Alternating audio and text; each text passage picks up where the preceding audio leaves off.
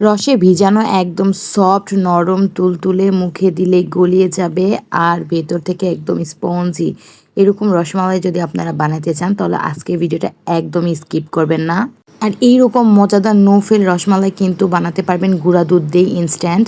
এটার জন্য কিন্তু ছানা কেটে দুধ জাল দেওয়ার কোনোই প্রয়োজন নাই। তার জন্য আমি এখানে নিছি 1 কাপের থেকে কিছুটা কম গুঁড়া দুধ। ফুল ক্রিম গুঁড়া দুধটা নেবেন, যে কোনো ব্র্যান্ডের কোনো প্রবলেম নাই, শুধু দেখবেন দুধটা যেন ফুল ক্রিম হয়।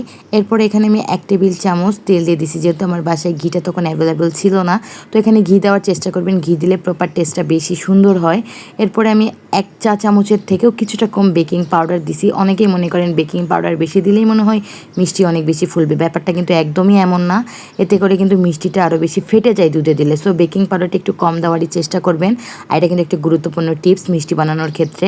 তারপরে আমি একটা ডিম রুম টেম্পারেচারে ছিল, খুব সুন্দর করে ফেটিয়ে নিয়ে সেই ডিমের পুরোটা লাগে না, আপনাদেরকে দেখাই দিছি কতটুকু লাগছে, দিয়ে একটা সফট আঠালো ডো তৈরি করে নিয়েছিলাম মিষ্টির। তারপরে সেই ডোটাকে প্রায় 10 মিনিটের মতো রেস্টে রেখে দিয়ে 2 হাতে খুব ভালো করে তেল ব্রাশ করে নিয়ে আমি এখন সবগুলো মিষ্টির শেপ দিয়ে নিছি। আপনারা যেরকম শেপের চান সেরকমভাবে দিয়ে নিতে পারেন।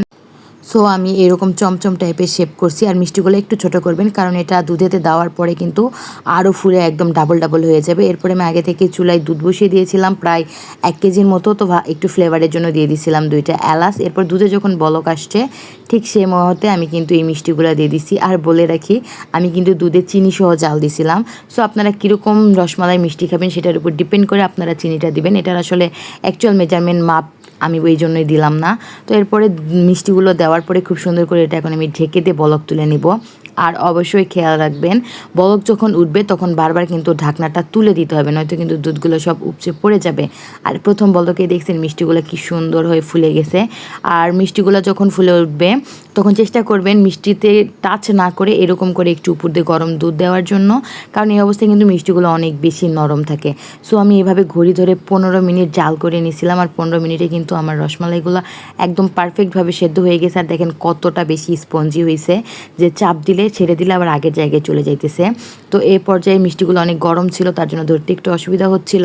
তো মিষ্টিগুলো এখন আমি উঠাই নিলাম একটা বাটিতে। এখন আমি মালাইটা ঘন করব তার জন্য। সো মিষ্টিগুলো উঠাই নিয়ে এখন মালাইটাকে জাল দিয়ে ঘন করব। আপনারা যদি অনেকক্ষণ জাল দিয়ে ঘন করতে না চান তাহলে আমার মতো একটা ট্রিক্স ফলো করতে পারেন। 1 টেবিল চামচ কর্নফ্লাওয়ার একটুখানি পানিতে গুলিয়ে সেই দুধের মধ্যে দিয়ে দিলে কিছুক্ষণের মধ্যে দেখবেন এরকম ঘন হয়ে যাবে শিরাটা। তারপরে সেই শিরার মধ্যে মিষ্টিগুলো দিয়ে জাস্ট আর 1 মিনিটের মতো বলক তুলে নিলেই মিষ্টিগুলো একদম পারফেক্টভাবে হয়ে যাবে। আর এত সুন্দর হয় এই মালাইয়ের টেস্টটা, কেউ বুঝবেই না যেটা আপনি কর্নফ্লাওয়ার দিয়ে ঘন করা, একদম রিয়েল মালাইয়ের মতোই লাগে টেস্ট।